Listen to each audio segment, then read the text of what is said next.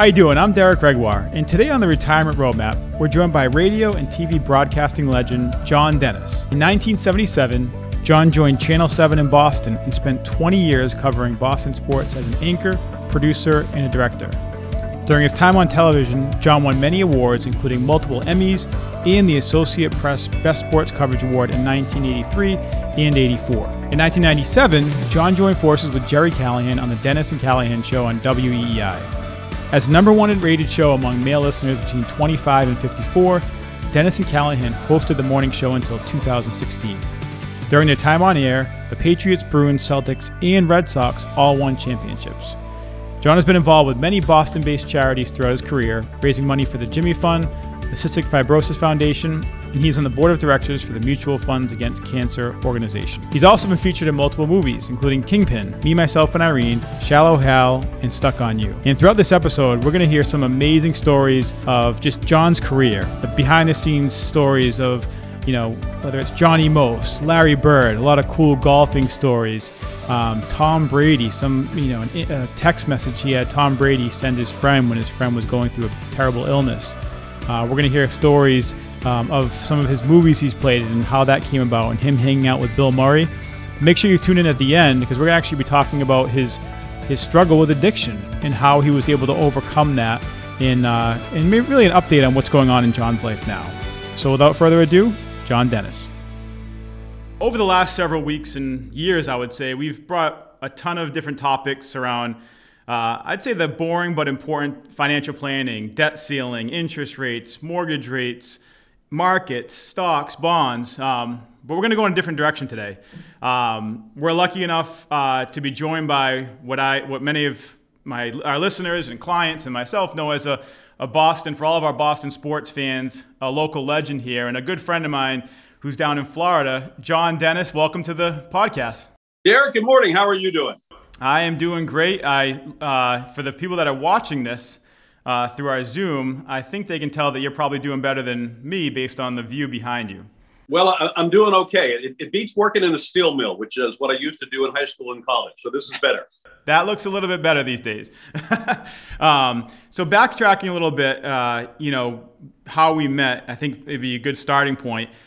We have a mutual friend who, if we can find a way to roast him on this show, that would be great. You mean Mikey? Good old Mikey, yeah. That's easy to do. I don't know if we can do it in a PG-13 way, but we'll find a way to get those out-of-bounds sticks legs made fun of. Okay. So Mike's a good friend of both of ours. Mike is he lives in the same area in Massachusetts as my wife and I, him and his family. He bought a place in Florida, and it happened to be the same place where John and Kathy owned a home. So they hit it off. We played some golf up here at LeBaron, and over the years, the funny story is, my wife Colleen's always wanted a place in Florida for us to go to to visit, to have children, school vacations, a place to sneak off to, for my parents and her parents to kind of sneak down to in the winter, and all these years, I've been like, yeah, we'll do it at some point. And then she goes, all of a sudden, you have two friends that have a place down there, and now you're ready to look. So see, what happened is we did all the research for you. You didn't have to decide whether you wanted the Atlantic coast or the Gulf Coast. You didn't have to decide whether you wanted bundled golf or no golf course. We did all the work for you, and then you just jumped in at the end and took advantage of what Mike and I did before you got here. And I even had your wife, Kathy, to help us. She showed us all different properties all across the area. And right. We fell in love with this place in Venice. And so myself and John and Mike all live in the same community. We golf a lot together. We go to Super Bowl, watch Super Bowls together, and have dinners. We've had a lot of fun over the years. And I've been growing up, I don't know if you knew this, John, when I was in high school, my number one dream was to become a professional athlete, and I loved baseball, but football was my sport I really wanted to do. But when you realize you're 6 foot, maybe stretching to 6'1", 210 pounds as a tight end, there's not many opportunities in the NFL. So that brought me, I really wanted to do broadcast. I love sports radio. I was like, if I can talk sports all day, that would be an amazing way to go through life. And I had actually years ago visited your show, the Dennis and Callahan show, I had a friend of a friend who was the producer of your show, and we went up for the day. And if I had known how to get into the broadcasting industry, I would have definitely loved to have gone down that road. I'm happy where I am now, but I love sports. I love talking sports. So if we can, before we go back in time, let's let everyone know how John Dennis is doing now. Like, what are you up to now? What's going on? Well, I play golf, but only on days that end in Y. I spend about 8.5 months here in Venice, Florida, and the other 3.5 or 4 back up in Boston. So I stay here through about the 4th of July, and I come back down around Halloween, something like that. I got sober in 2014, kind of straightened my life out, decided I wanted to live beyond, 65 or 70. So that's my goal now. My doctor tells me he can get me to 100. I'm not sure if I will make it to 100, depending on what I'm shooting at that point on the golf course, but that's the plan so far. That's awesome. Yeah, it looks. I know firsthand you've been doing great. And funny story, when we moved in, we bought the place. Our place wasn't really done yet, and so we had asked John and Kathy if we could order some stuff because it was during COVID, and we wanted to order some like couches and get things ahead of time. We said, hey, do you mind if we store a couple of items in your garage? Oh, no problem, no problem. Well, I get a text a month later. Hey, Derek, do you know any place we can, any place that rents out spots for our cars that we can park? Because we have nothing left in the garage. There's no space left in the garage. You still haven't sent the money for the bill that I sent you for the storage, but that's okay. I know, but I try to give an occasional financial planning tip every once in a while to try to chip away at the debt. Okay, we'll call it even. So going backwards, there's so many cool stories I want to get into that I've had. I loved hearing all these stories, and as a Boston sports fan, I know everyone's going to love hearing some of the behind-the-scenes action and things that you get to partake in over the years. But just going back to when you were younger, I believe you grew up in Pennsylvania, yep. But was besides your voice, which basically you were destined for this type of career. But when did you know, or how did you get into television and radio? Well, it was a result of the aforementioned steel mill situation. My dad made me work in the steel mill every summer, starting after my 9th grade year. And I'm not sure how I got in under the age limit, but I was younger than I should have been. And every summer after my 9th, 10th, 11th, and senior year in high school, and then in the summers after my freshman, junior, sophomore, and even senior year in college, as soon as school was over, I was in the Pittsburgh steel mill.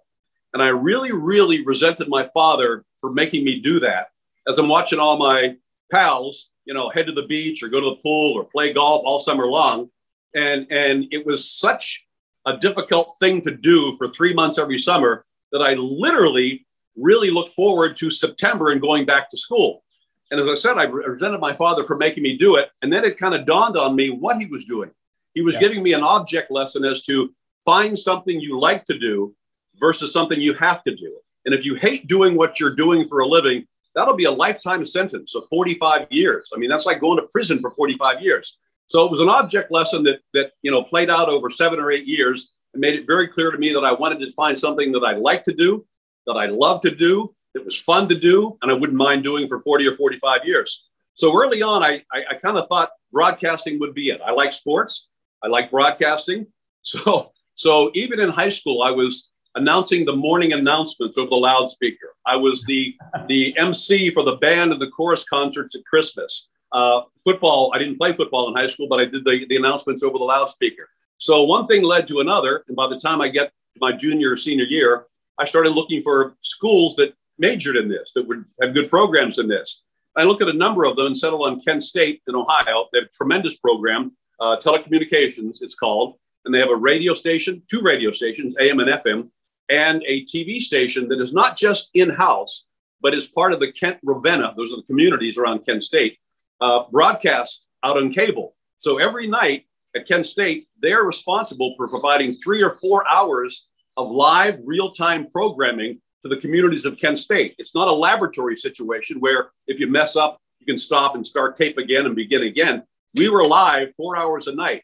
So with that amount of experience, and I started working at the radio station my freshman year. And the reason I was able to do that is nobody wanted to do the sign-on shifts Saturday and Sunday morning, because generally when you're in college, you're hungover Saturday and Sunday morning. So I volunteered and said, I'll do it. and went up and, made coffee and ripped a wire and wrote copy and news and all that sort of stuff. So that's sort of how I get started. So you didn't have any fear of, even like in high school, public speaking or being in front of people? No, yeah. I'm too stupid to have fear. No, I don't know about that. But it's funny, and I'm not going to go down this road, but I probably shared with you, but my dad had a similar story where it was a summer where I wasn't working, and I was probably 14, and he's like, you better get a job, and I kept saying, oh, I'll get one eventually. Well, 2 weeks later, he woke me up at 5 in the morning, 95 degrees, humidity, brought me down to a field where he's like, I'll pick you up at 7 o'clock tonight, and you're going to be baling hay with these guys for the entire day. And so 7 o'clock, he picks me up. I'm drenched, sore, like cut up, just a mess. He goes, you ready to come back tomorrow? And I said, I'll find something else to do. I promise I'll find a job. And I found a job right away. And then I plastered with him. He was a plasterer, and he always wanted me to try to go to college. So eventually one of those days I had that point where I was like, hey, Dad, you mind if I go to college? And he's like, what do you want to do? I was like, anything but this. So yeah. A lot of times those lessons, and in this day and age, you hope, I feel like every generation, my generation and my kids have it much better than I did. And I had it much better than my parents. Hopefully I can keep that going with my kids. It's just tough these days. It's just tough. It is different. And I don't want to sound like, hey, back in my day, we used to do it this way. And I don't want to be shaking my fist at clouds and telling kids to get off my lawn.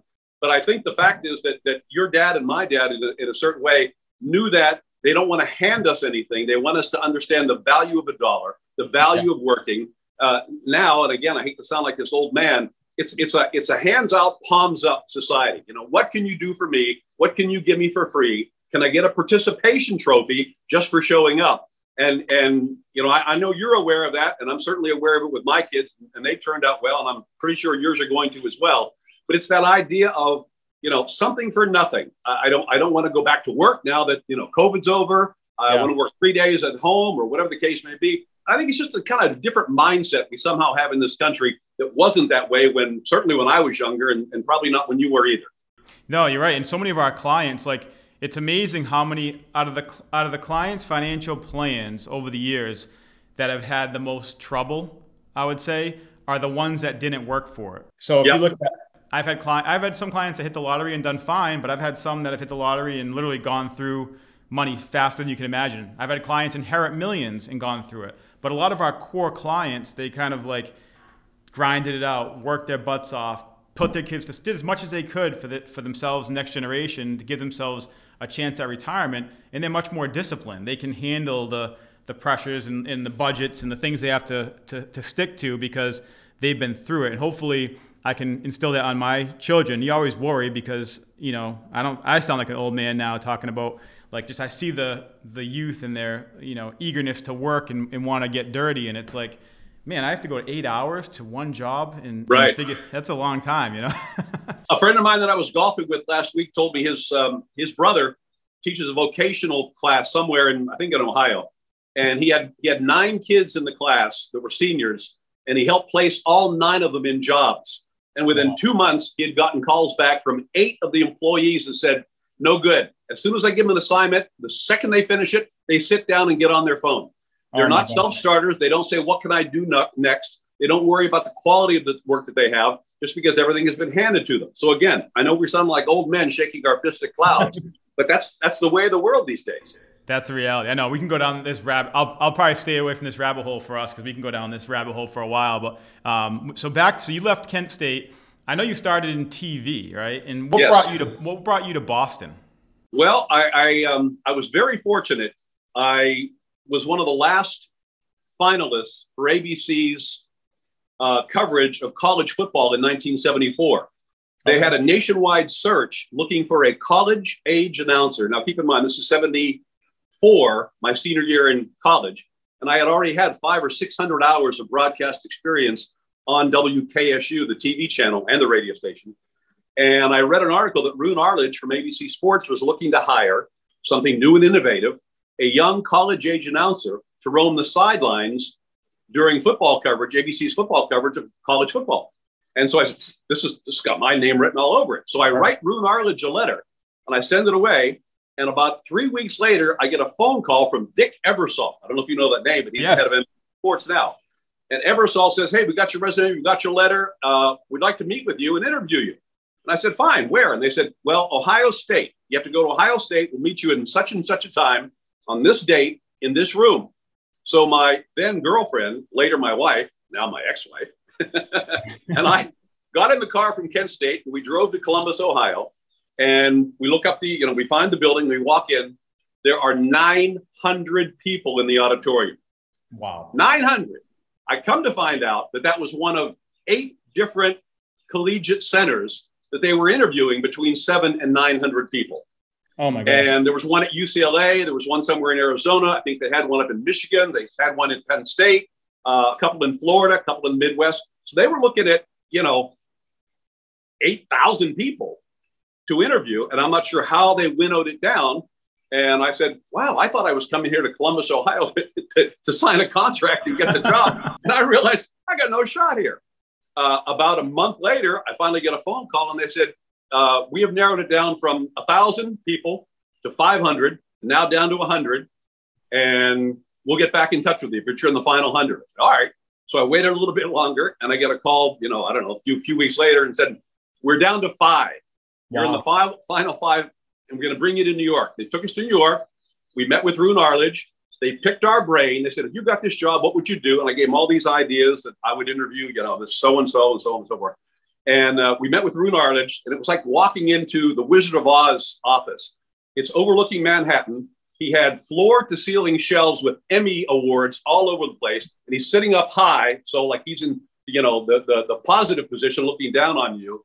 And he talked to us, and the producer of the football telecast talked to us, and they picked our brains. And eventually, I did not get the job. Jim Lampley, I don't know if you know that name. Oh, Jim yeah. Lampley Yes. ended up getting the job, and I did not. But as a result, I was able to put that experience on my resume.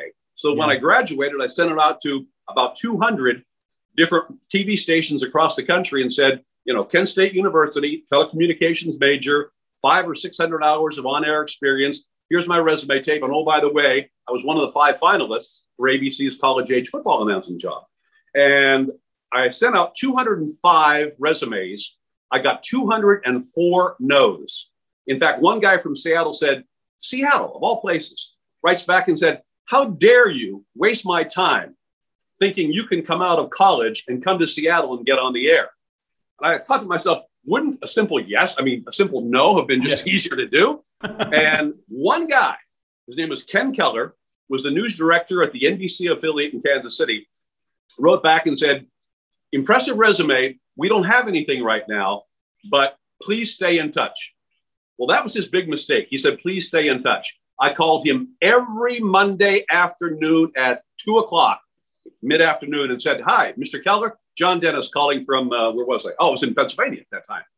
And I just bothered him and bothered him and badgered him and badgered him. And finally, only because not I was good, but he was sick of hearing from me. He said, all right, we're going to fly you out for an audition and see what happens. And they flew me out and they gave me the job. And I became the youngest sports director at age 22 in the history of NBC affiliates, which sounds like a good thing, but I didn't know anything. I was wet behind the ears. You've heard the expression, fake it until you make it. That's what I did.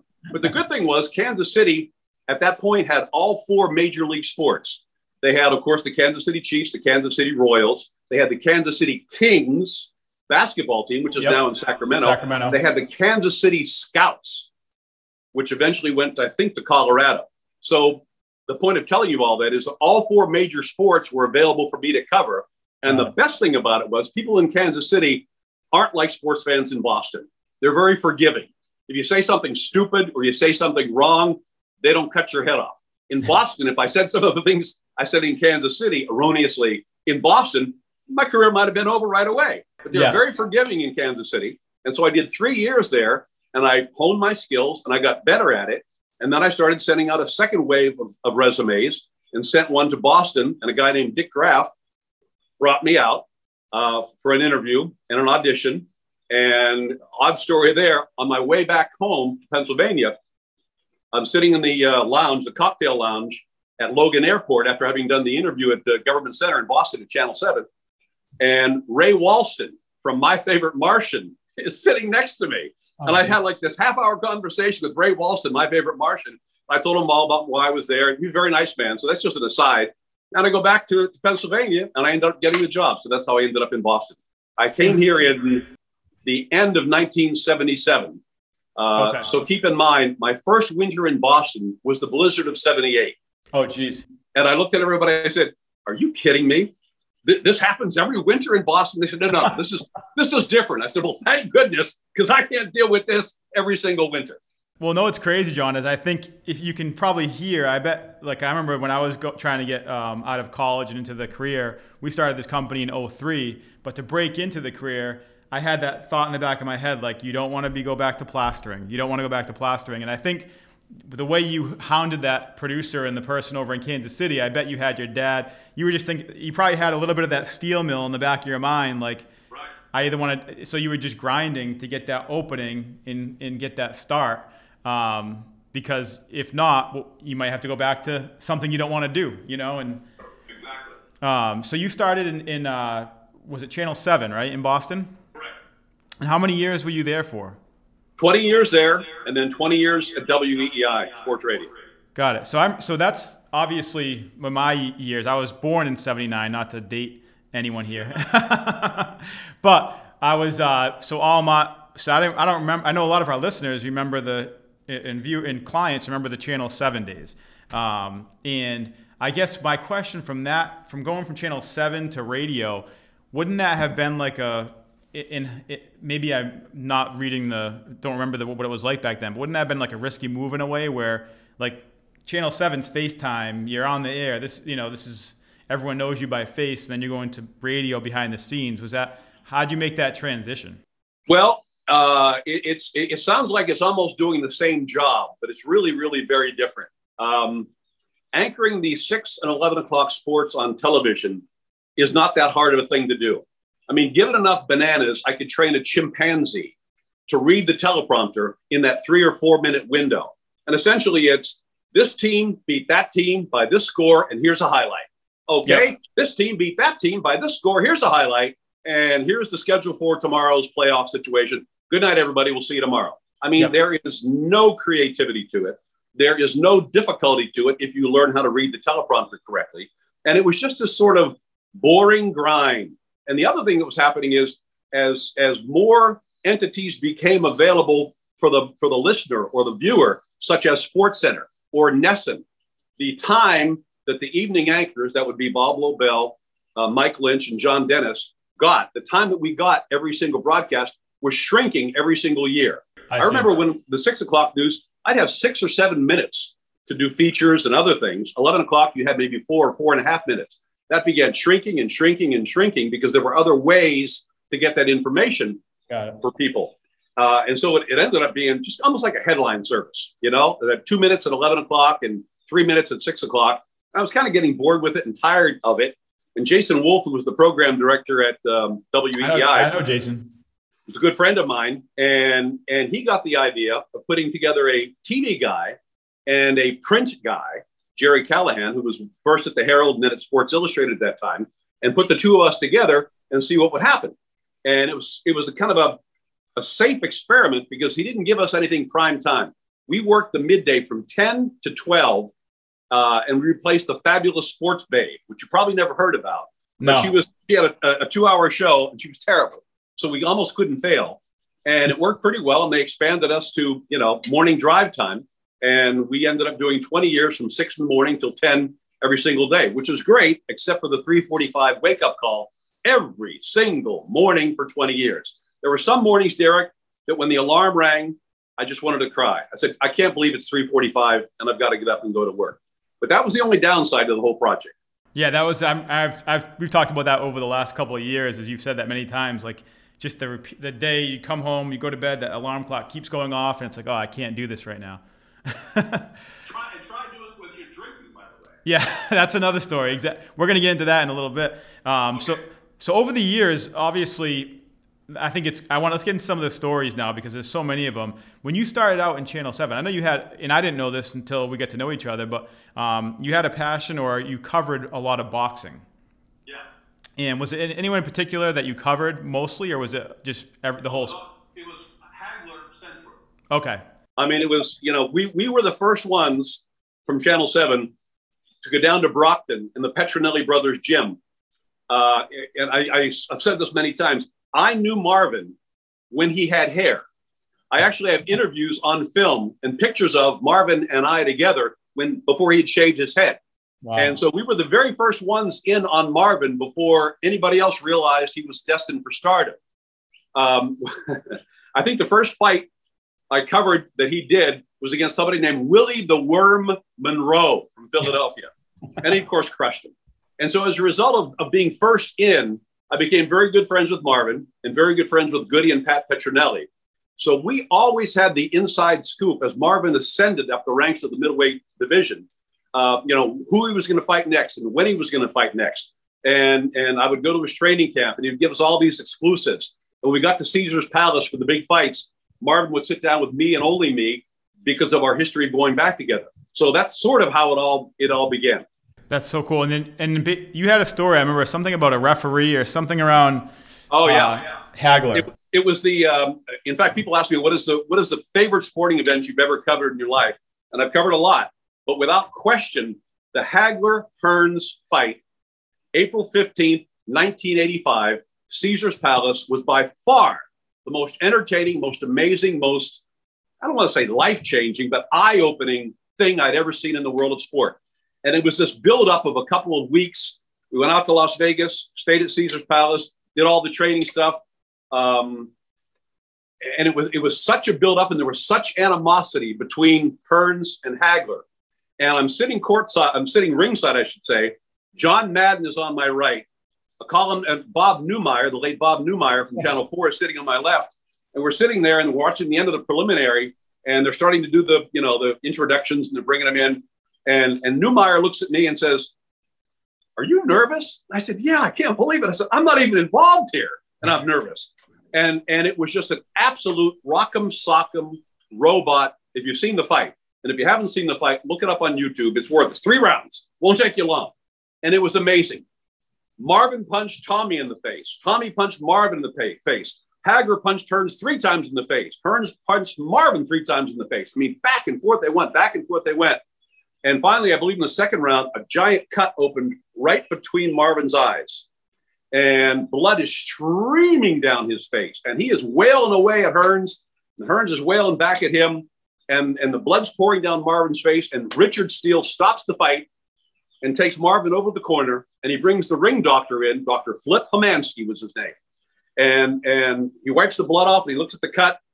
And Richard Steele, the referee, looks at Marvin and says, "Marvin, can you see?"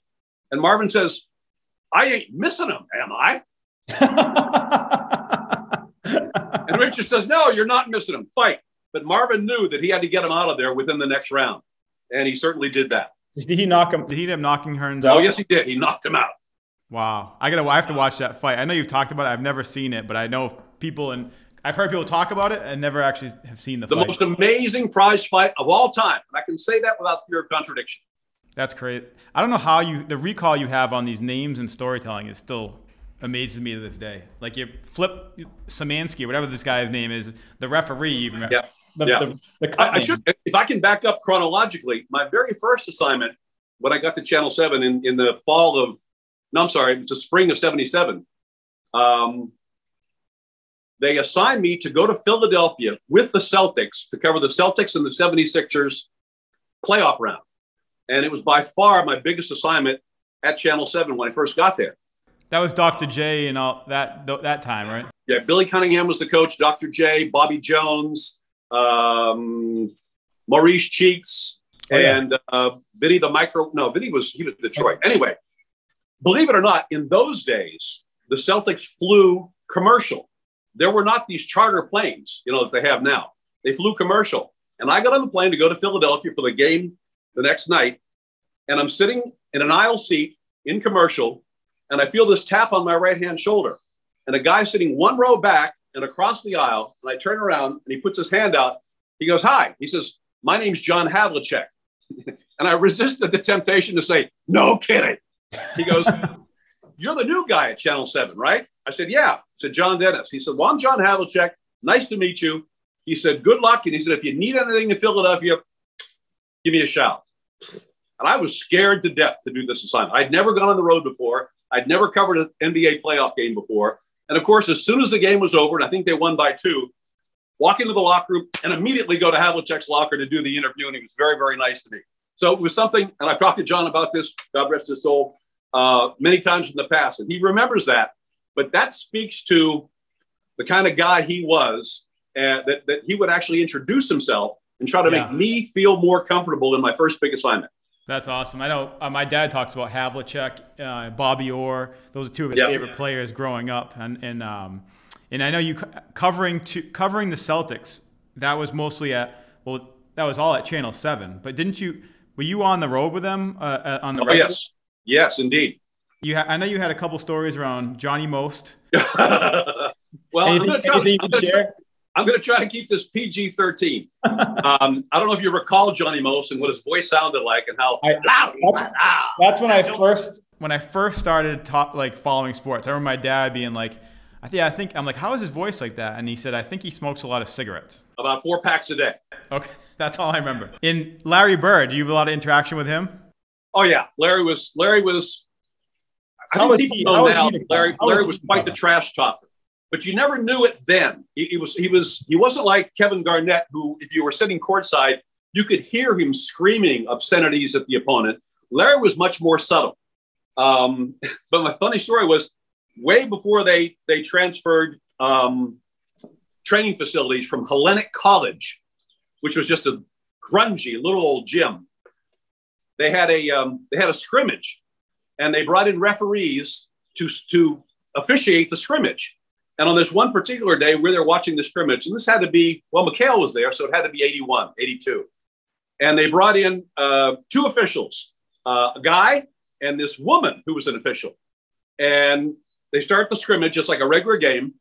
And Larry gets the ball in the very first play of the game, blows the whistle. Traveling. He hands the ball to her. They go down the other side. Whoever Larry was guarding has the ball. Foul on you, 33, on the arm. Larry looks at her. They go back the other way. Larry gets the ball, charging. Larry's had it at this point. Has the ball under his arm, walks up into her face and says, apparently, you don't know who I am. Oh, no. And the whole place cracked up, and that sort of kind of cut the tension. She kept the whistle kind of a little quieter after that. But it was sort of, Larry saying, don't you know who I am? Was he a good guy to cover? Was he pretty He was, friendly? yeah, he was. Well, I'll tell you what, when he first got here, he was extraordinarily shy. I mean, painfully shy. And he hated to do interviews, and he hated the post-game obligations that a star of his magnitude had to do. But apparently somebody pulled him aside and said, Larry, here's what we're going to do. We're going to make you available after every game for 5 minutes. You'll sit they actually had the trainer's table in the middle of the locker room in the old Boston Garden. And he would come out and he'd say, oh, you got 5 minutes. And he'd sit down and we would talk to him for 5 minutes. And when the 5 minutes was up, he was gone. So he kind of grew into that role of being the spokesperson for the Celtics, but he did it very reluctantly early on. Yeah. No, I know. I've heard different stories. I was just curious. It sounds like he was reasonable, but took him a while to break into that role. Switching to going a little chronologically with the Celtics, where were you when Reggie Lewis passed away? Were you at EEI? I was at Channel 7. Yeah, that was a huge story. That dominated forever. And if you followed the story, then you know Dr. Gilbert Mudge, who prior to Reggie passing, after he had passed out on the garden floor that night, did all kind of tests and so on and so forth. And he was the one doctor of all the doctors they looked at that said, it's a benign heart condition. And we've done this table test where we tip him over. We do all these various things. And he gave Reggie Lewis the green light to return to play. Reggie went to Brandeis, had the heart attack, and ended up dying. And so, lawsuits and all the stuff that happened after that, it was a really, really tragic story. So I didn't realize that. So there was other doctors that said he can't play? All of them. And Reggie's wife, I think, was sort of the motivating force behind looking for doctor after doctor after doctor until she found one who told her and Reggie what they wanted to hear. Oh my gosh. Yeah, I didn't realize that. That was a sad, I remember that story. So sad. In flipping the script to as we go kind of chronologically during your career, and we're probably bouncing around a little bit, but one of the first memories I have of sports and I was with my dad. I was probably 7, and it was the '86 World Series. And I remember the only thing I remember seeing Wade Boggs crying in the dugout. That's all. And I have that memory of being 7 years old and wondering, I've never seen someone cry in sports before. And I didn't realize, obviously, I learned about the Buckner situation. And, man, what a crazy life Bill Buckner had as a result of that one thing. Were you involved in that? Were you? Very much so. In fact, I was in charge of doing the live shots back to Boston from Shea Stadium. And about the, 8th or 9th inning, I left the press box and went downstairs. And we had our cameras, and the cables were all cabled right to the front door of the Red Sox locker room. Oh yeah, because they're ready to win the whole. They're ready to win the ready whole to thing. Win the whole thing. Ready to win the whole thing. And this is huge. Yeah. I mean, it had been forever. They were going to finally break the curse. And so I'm sitting there, and my cameraman's there, and I've got the earpiece in my ear, and I can hear the game. And there's a New York City policeman standing right next to the door, and he's got a transistor radio, and he's listening to the game. And now I'm beginning to rehearse my opening monologue, before I go into the locker room and talk to people. And I had this whole thing about, it was beautifully written, I thought, sons have become fathers waiting for this day to happen. All this flowery stuff about the you had everything built. You had the whole speech ready. All ready to go. All ready to go. This 1 minute monologue to set up the live shot. And one thing happens, another. It's the wild pitch, from Stanley. Ball goes through Buckner's legs. And I'm saying, oh my goodness. The first thing that happens is when the game is over, the locker room door is open. And I look in the locker room. There's this gigantic pallet of iced champagne sitting right in the middle. There's Bob Costas and Mrs. Yockey up on a podium getting ready to do the post-game interview, congratulating her on finally winning the World Championship, the World Series. They open the door. They help Mrs. Yockey off the podium. I'm watching this. They help her off the podium. They lead her out by the arm. They're looking at all this champagne that is gigantically sitting in the middle of the locker room, the clubhouse. They don't know what to do with it. They find a tarp. They throw a tarp over the champagne. And just as Mrs. Yockey leaves and the champagne is covered, the first guy walking up the runway toward the clubhouse was Dwight Evans. He looked like someone had killed his dog. He's got his head down. They all came in. And now they're saying to me, 1 minute till you go live. Oh, no. Everything I've rehearsed is out the window. And now I've got to figure out how I say they've absolutely blown the biggest chance in the world. And now we've got to go to game 7 and so on and so forth. But that was so surreal to watch that all unfold. Everything was ready to go. Just to go. Make the last out. Yeah. That's crazy. Yeah. I remember, I don't know if it was game 6 or game 7 when Wade Boggs was crying. It might have been game 7 at that point. Game 7 after they lost. Okay. And that was at Shea Stadium too, right? That's right. There's a big rain delay in between. After game 6, I think there were 2 or 3 days they didn't play. Then they played game 7 and they lost. Got it. Yeah. That was that. I remember my dad being pretty upset with that one. I felt that was for me, the 2007 undefeated season of football when you get that far. But I do want to get into some Brady stuff because I find that fascinating, your relationship with Tom Brady over the years. But one thing that we both love to do is golf. Yep. And on the golf course with you many times, I've heard a lot of cool golf stories on your side around different things. I know you from what I remember, you golfed with a couple of legends over the years. Well, here's the story. I don't know if you recall the PGA stop at Pleasant Valley for many years. It was called the Carling Open. It was called Pleasant Valley. And it was back in the 80s that they would have, guys like Fuzzy Zeller and Lee Trevino and people like that era came to Pleasant Valley to play golf. And Cuz Mingola, who owned Pleasant Valley and was sort of instrumental in getting that PGA Tour stop brought to Pleasant Valley, would always invite the 3 sportscasters, Lobel, Lynch, and Dennis, on Wednesday, the Pro-Am, to play with, some of the golfers. And what Cuz thought was a good idea was to put the 3 of us with the highest profile guys they could, as opposed to the guys that nobody heard of. So one year I got to play with Trevino, which was an absolute hoot. I've never had more fun playing golf in my life. He was hysterical. he had one-liners for every hole, and he would set up a shot, and he would do the setup line. He's standing over a golf shot like this, and he's getting ready to hit it. Oh my gosh, he'd have jokes in between every shot. 18 of them, yeah. Every hole he had one. The best story was, though, we came to this par 5, and he says to the 4 of us, "Hey, does anyone want to bet me that I can tell you how far I hit this drive within 1 yard either way?" We said, "You're kidding." He goes, "No." He says, all I want to do, he says, "I will call it. The minute the ball hits the ground, I will call it. You want to bet?" We said, "Sure." $20 each. So we all take out $20 and we put it on the ground on the tee. He takes a tee and puts it to the $80. He stands up there, whacks a drive down the middle. The second it hits, he goes, 281. We walk out there. It was 281. No way. He took the $80, put it in his pocket. He said, "You screwed up. You shouldn't have let me see it hit the ground."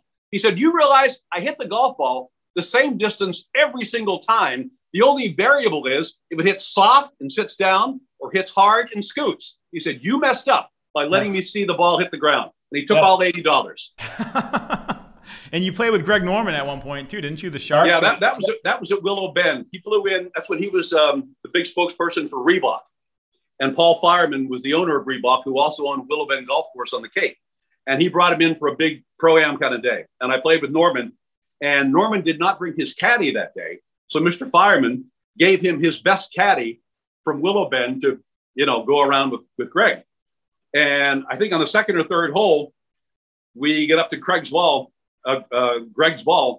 and Greg looks at the kid for a yardage. He goes, 181 or 182. And Norman leans forward to him like this, says, "Which one is it?" And I don't know if he was trying to be a jerk or if he really needed to know which one it is. And the kid says, 182? Greg says, "Don't ask me, tell me." He goes, 182. I said, "Thank you." He took out like a 7-iron and he hit it onto the green. When you and I play, we say somewhere between 150 and 180. That's close enough. That's close enough. So this is all obviously Channel 7 transitioned to, you eventually went full time on WEEI. Correct. And that was in was it in the 90s? You'd have to ask what she said. 97. 97. Okay. And so what I remember, the heyday of that show, the Dennis and Callahan show, what I remember was you and Jerry Callahan and Mita Perel. That was so funny, so many good laughs. You guys just beat on Mita the whole time.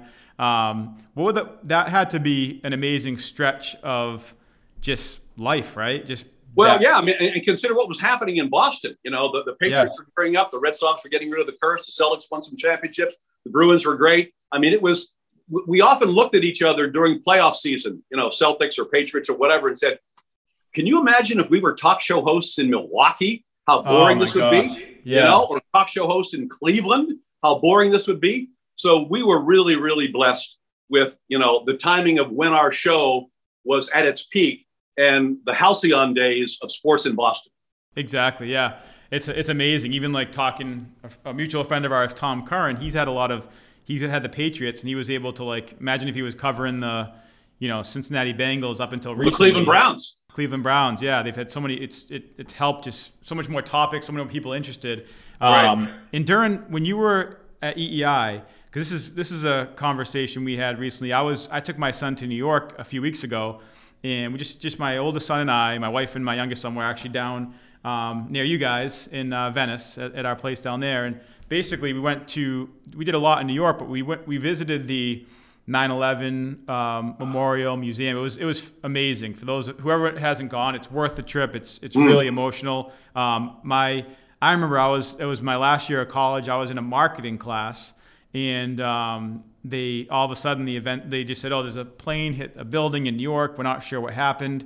And I'm thinking it's a small plane, which is still drastic, but no idea. Eventually, they said another plane hit, and we're going to stop classes. So I went home with my roommates in our apartment at UMass Amherst and just watched as those horrible events unfolded. And thinking of the timeline, you must have been on air during all that. Jerry and I were live on the air, and we have in the studio, or had in the studio, monitors for different, news shows and Sports Center and all that sort of stuff. And one was on, I think it was NBC, and Katie Couric, I believe, was doing the anchoring on the NBC.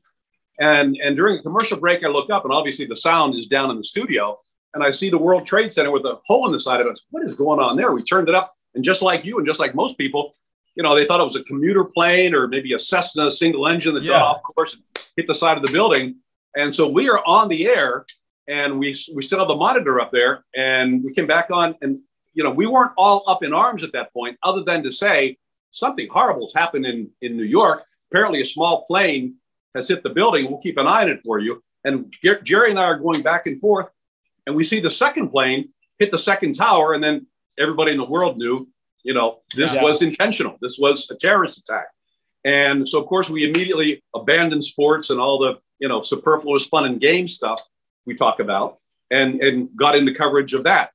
And just prior to that, maybe 2 weeks before, I had taken my oldest daughter, Emily, to school. She was going to NYU down there.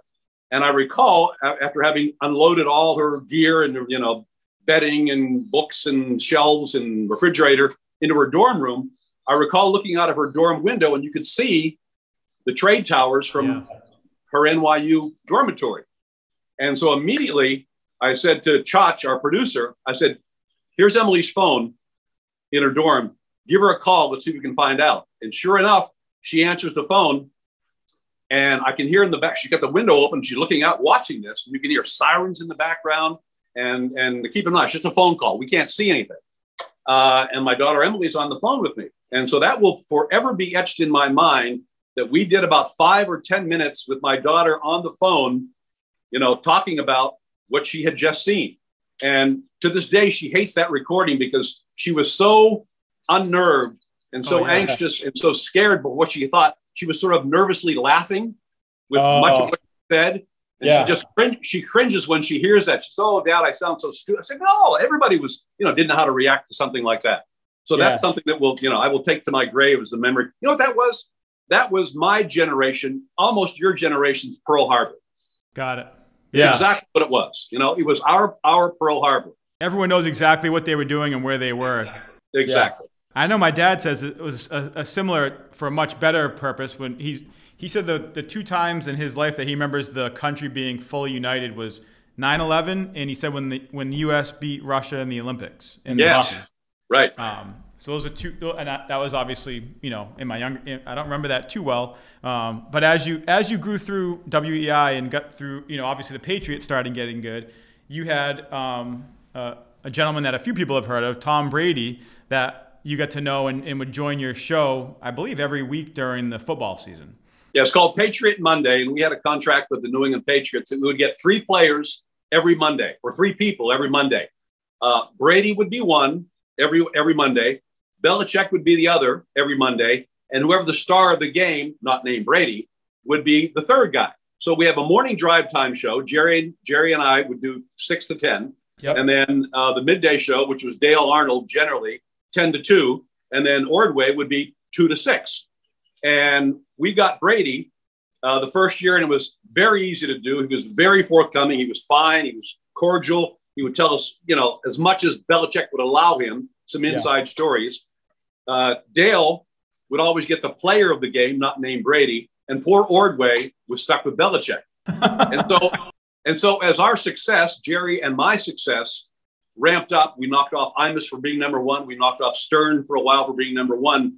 When we went into contract negotiations, we had leverage. And one of the first things we requested, in fact, demanded, was before we sign our next 3 or 5 year contract, we wanted in the contract that we continue to get Brady every Patriot Monday for as long as he's on the team, only because we didn't want to have Belichick saying, yes, no, on to Cincinnati, we'll do what's best for the team. So that's how we ended up with Tom Brady for 20 years, every Monday during football season on our show. That's so cool. And basically, and through that, obviously you get to know him a little bit, because I've been, I remember going to your house for the Super Bowl when he was on Tampa, and you had like text messages and emails back and forth or whatever between you two, which is really cool. He is a rare bird. And somebody once told me that they knew he was special when he went to his first Pro Bowl in Hawaii very early in his career. And they're at Aloha Stadium at a practice. And the sponsors of the Pro Bowl, or the underwriters of the Pro Bowl, would bring the kids, the patients from Children's Hospital to the final practice. And many of them were in wheelchairs, very ill, so on and so forth. But they would bring the kids from Children's Hospital in Hawaii to Aloha Stadium to watch the practice. And when practice was over, somebody who was there told me about 70% of the guys would make a beeline for the locker room and head to the pool or head to the bar and start partying and drinking and eating and having fun. And they had their families out there. About 30% would stop and sign autographs for the kids. But only one of all these Pro Bowl players got down on his knee in front of every single wheelchair kid to talk to them at their own level and ask them their name and sign the autograph. There weren't selfies in those days. They weren't taking pictures. But he made it a point not to stand over these kids and, say, hi, how are you? And hi, how are you? He got down on their level, shook their hand, talked to them, signed the autographs, and went down the line and was the last one to leave the field. Amazing. No, I mean, I've always admired his play, but his personal character and the way he conducted himself. And one of the things that you had sent me a few years ago, I'm not sure the best way to tee this up for everyone listening and watching, but what's the backstory is you had a friend that was unfortunately suffering from ALS. And right. I can set it up for you. Yeah, you're much better off. Ironically, his first name was Dennis. And he's a friend of mine from Massachusetts. And Dennis contracted ALS, which, as you know, is incurable. And Dennis was a huge Patriot fan. I think he had 12 season tickets. He and his buddies would go to every home game. I don't know if you ever saw the red, white, and blue school bus that used to park in the stadium. Oh, yes. Yeah. That was his red, white, and blue school bus, and they would tailgate out of that. And for years and years and years, he was a 12-ticket season ticket holder, and just absolutely lived and breathed the Patriots. And his wife called me one day, after I'd known that he had been diagnosed and he was sort of going downhill. And I'd spoken to him, I don't know, maybe a couple of weeks beforehand, that I knew it wasn't going well. And his wife called me and said, Dennis is in the final days, and I just thought I'd let you know. And I don't know what prompted me to do it, but I texted Tom, and I told him the story that I just told you, who Dennis is, the school bus, 12 tickets, so on and so forth. And and he said, do you have his phone number? And I gave him his phone number, and that's the last I heard until a day or two later. Dennis's wife sent me a video that Tom had sent to Dennis. And as important as that was for him to take the time to do that, and it was very heartwarming to encourage Dennis and say thank you for your support, so on and so forth. It was March 23rd, 2020, which was the day Tom flew into Tampa to take his first physical with the Bucs and to sign his first contract with the Tampa Bay Buccaneers. He did this from his hotel room in Tampa on the day he was doing all that. So it wasn't like, he was sitting at home, playing Scrabble with the kids. He was busy doing a lot of stuff. And he took the time to do this and sent it to Dennis. And his wife told me Dennis saw it and cried. And Dennis passed about 3 days later, but was so thrilled to have heard from Tom. Yeah. By the way, that's not usual. I mean, I know a lot of guys do things, but that is the exception, not the rule. Well, that's especially, we kind of put you put the information together after. Wow, he was making the biggest career change of his life, leaving the Patriots. Remember, it seems like it wasn't a big deal because it was a few years ago, but he was with the Patriots, best quarterback ever, multiple Super Bowls.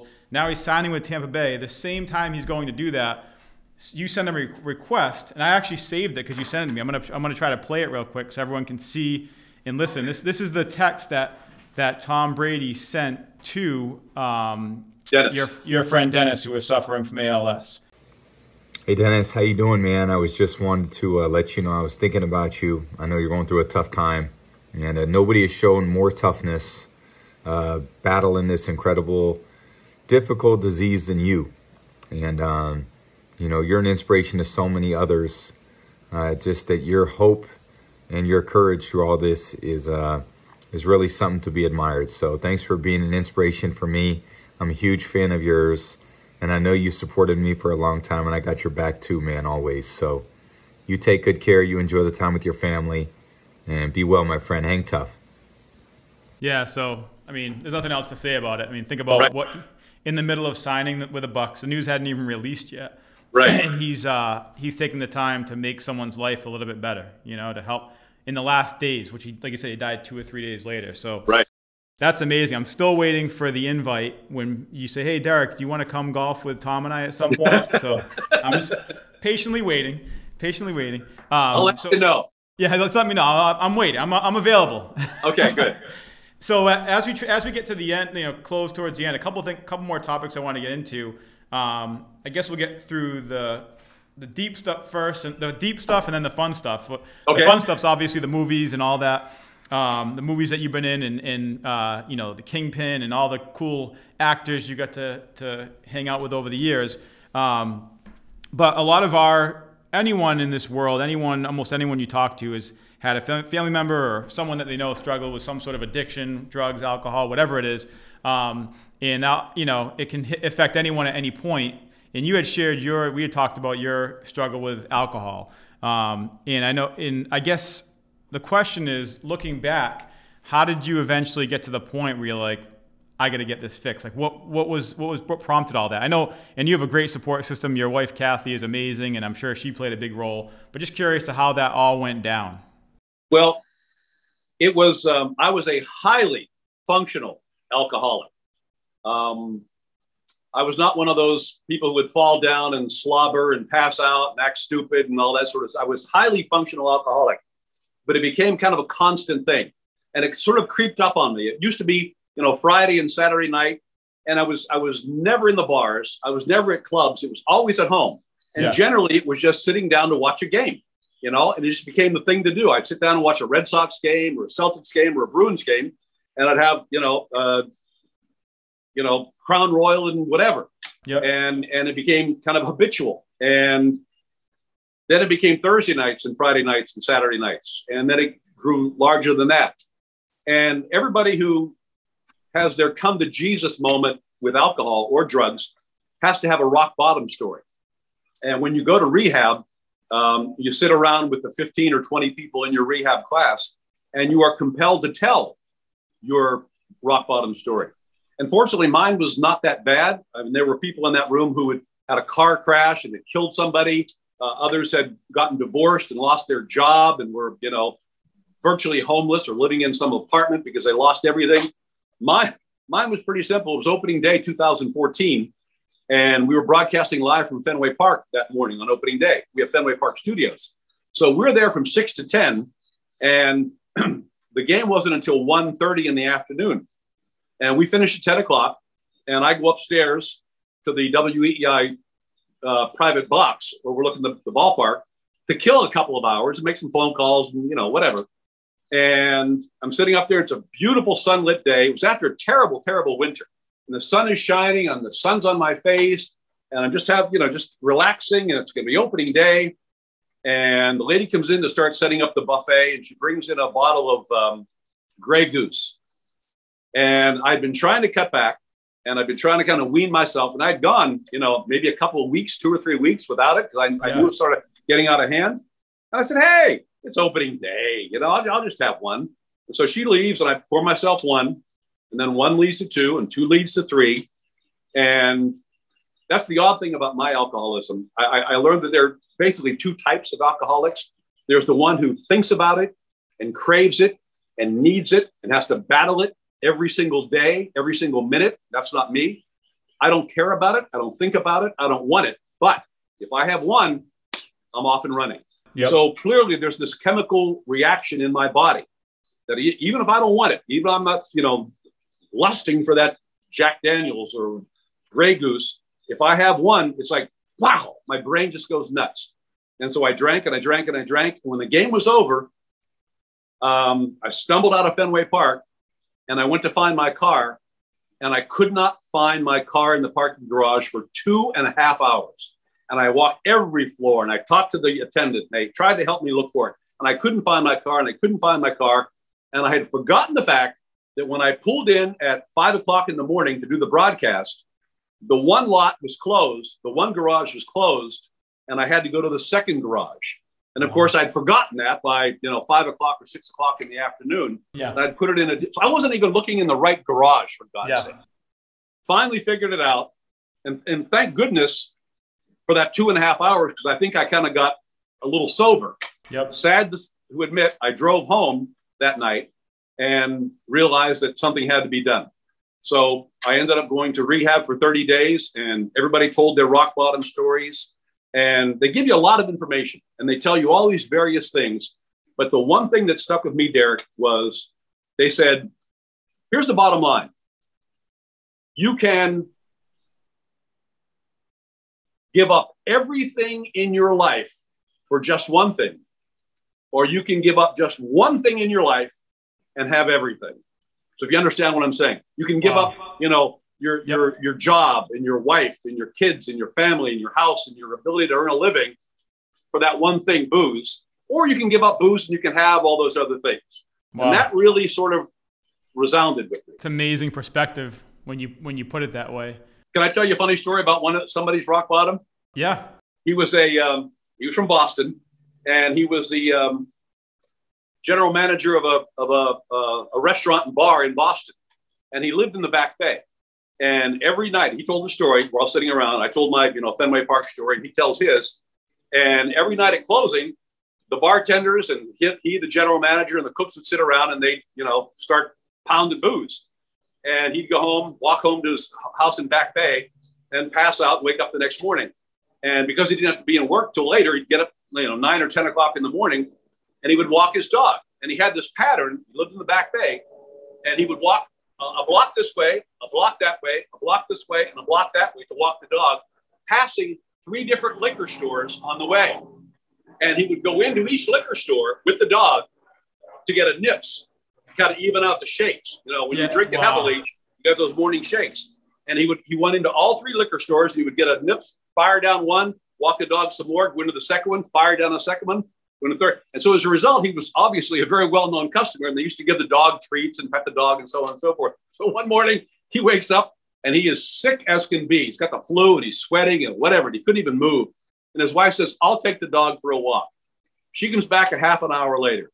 She said, I can't believe you, and I can't believe you tricked me all these years. He said, what? She said, the dog turned right into 3 different liquor stores on the walk today. The dog. His dog busted him. So that's why he had to go to rehab. Hey, sometimes it takes a lot of weird circumstances sometimes to get it done. And it's 2014. Is that the last drink you had? Actually, I had one little falling out thing for a weekend. I think probably back in 2000, 17 or 18. Yep. And you know what it was? It was one of those situations where I had no responsibility. I had nowhere to go. And I'd been clean and sober for a long time. I thought, what? I can probably have one. And I haven't had one for a long time. But I'm just going to have one. Just to see, what I can do. Prove to myself that I'm really not addicted to the stuff. Had one. Off I go again. Wow. And that was the one kind of confirmation that I can't have one. And you, even at that point, you're able to stop it right away and just. Oh, yeah. Well, the older you get, the worse the hangovers are, too. It used to last a half a day, then a day, and then, 2 days. So it's not worth it.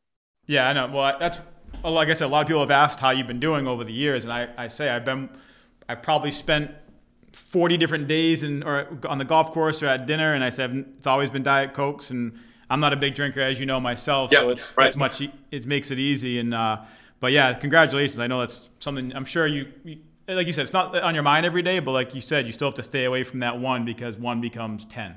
Exactly. I think the expression is 1 is too many, 10 is not enough. Yeah, that's true. That's a good way to put it. So thanks for sharing that. I know it's not the easiest thing, I'm sure.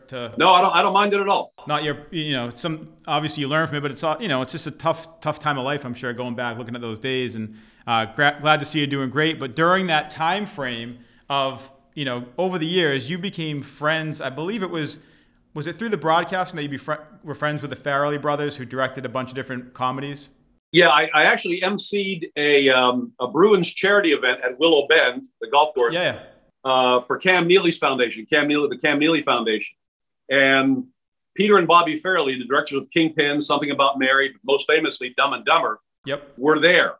And when the event was over and everybody's going their separate ways, Peter and Bobby Fairley came up to me and said, "Hey, we're thinking about doing this movie called Kingpin, and it's about bowling, and we need an announcer to play an announcer's part, a role in the film. Would you be interested in doing that?" I said, "What, is that a trick question? Of course I would be interested in doing that." So it was 1995 or 6, and they flew me out to Reno, Nevada for 10 days to shoot Kingpin, and that's how I ended up in the movie. And I know, so I've picked your brain on this. I've seen obviously I believe you're in it for like 45 minutes. Oh yeah, you'll be sick of me by the end of the film if you haven't seen it. And by the way, if you watch it, I still get residuals. I get like a nickel if you rent Kingpin. Really? You get like a check? I still get little checks here and there? I'll tell you what, when the first came out, I was getting big checks. I mean, depends on, relevance, but I was getting like $7,000, $8,000, $9,000 wow. every couple of months. And then it started, as the film kind of passed and went into, replay and went on to cable and all that sort of stuff, checks dwindled and dwindled and dwindled. So I think my last check I got was for $7.35. Wait, half a cup of coffee, not bad. Exactly. So I remember the story. Obviously in movies you've met a lot of people, but Bill Murray is probably one of the most prominent. I don't know if you golf with. Was it him you golfed with, or was that Randy Quaid? I golfed with Randy Quaid, who was the Amish guy in the bowling movie. Yeah, I golfed with him. By the way, he's a 3 handicap. Or was a 3 handicap, and was a great player. But the Bill Murray story was funny. He decides one night we're going to go after shooting. We're in Reno, Nevada, and we're going to go play baccarat. And no one really knew how to play baccarat. I don't even know if that's how you pronounce it. But Bill says, "I'm going to teach us all to play baccarat." So Bill Murray, John Dennis, Peter Fairley, Bobby Fairley, and one other guy go to the baccarat table. And Bill's sitting here, and Peter and Bobby on either side, and I'm sitting to the left of Bobby.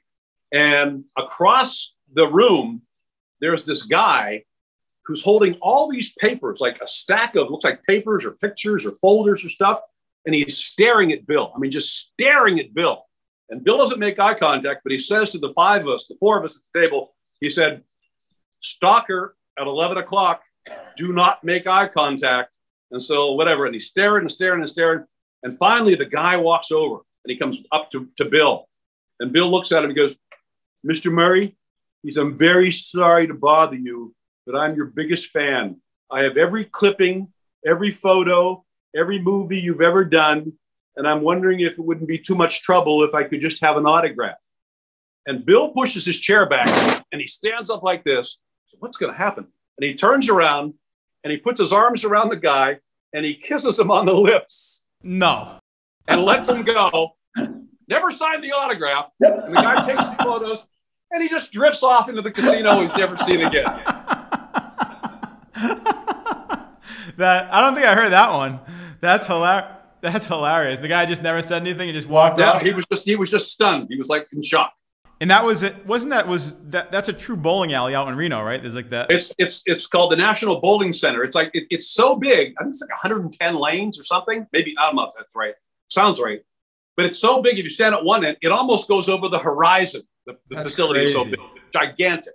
That's crazy. And I know you were in a few others, if I remember right. Was it Me, Myself, and Irene and Shallow Hal? Me, Myself, and Irene. I was a police detective. What else? Shallow Hal? Shallow Hal, that's it.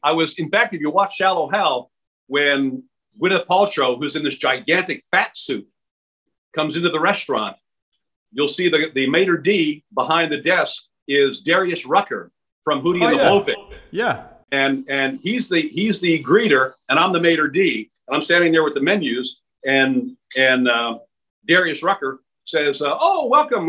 Glad to see you. I see it's a thorn among two.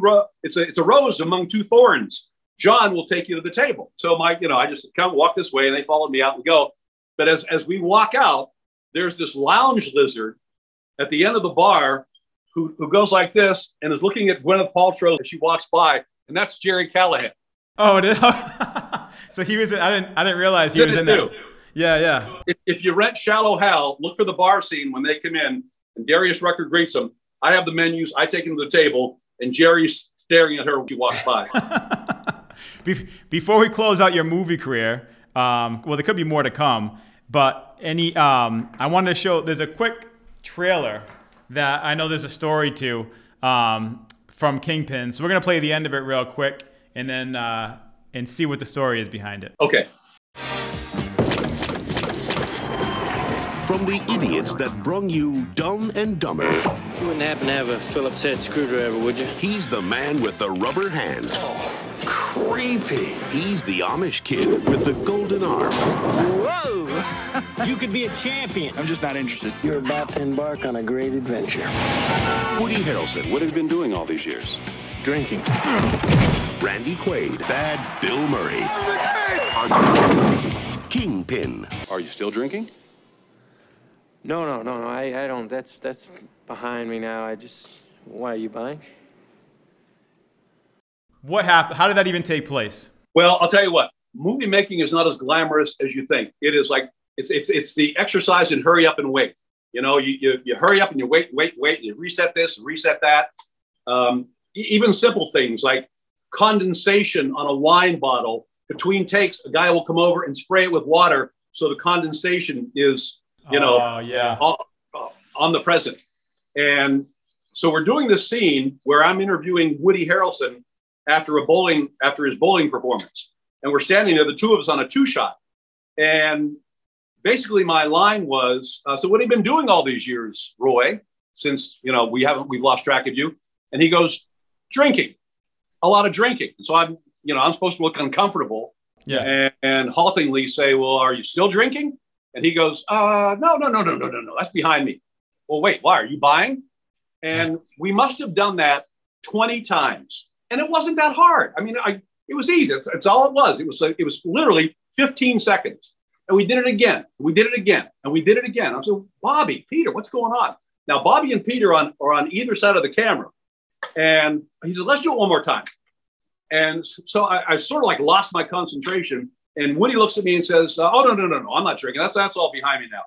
Well, wait, why? Are you buying? And I lost my line. I couldn't think of what it was. And so I'm facing this way. And I lost my line. And I went to look at Peter and Bobby to save me. And Bobby goes, cut. That's the one. No way. It was a mistake. I had forgotten my line and turned to the camera to look at Peter and Bobby on either side of the camera to help me out. And they go, that's the one. That's so cool. That's what you saw at the end of the trailer. It was a mistake. That was the mistake that they used for the final cut, and it made it to the actual trailer. That's awesome.